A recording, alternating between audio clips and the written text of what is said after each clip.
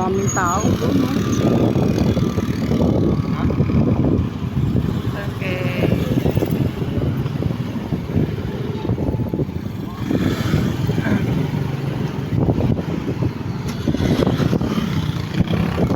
Pagkahapon pala guys, sobrang puno pala yung tao dito.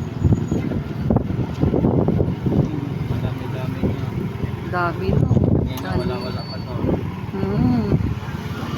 Swerte dito ang mga negosyante. Yan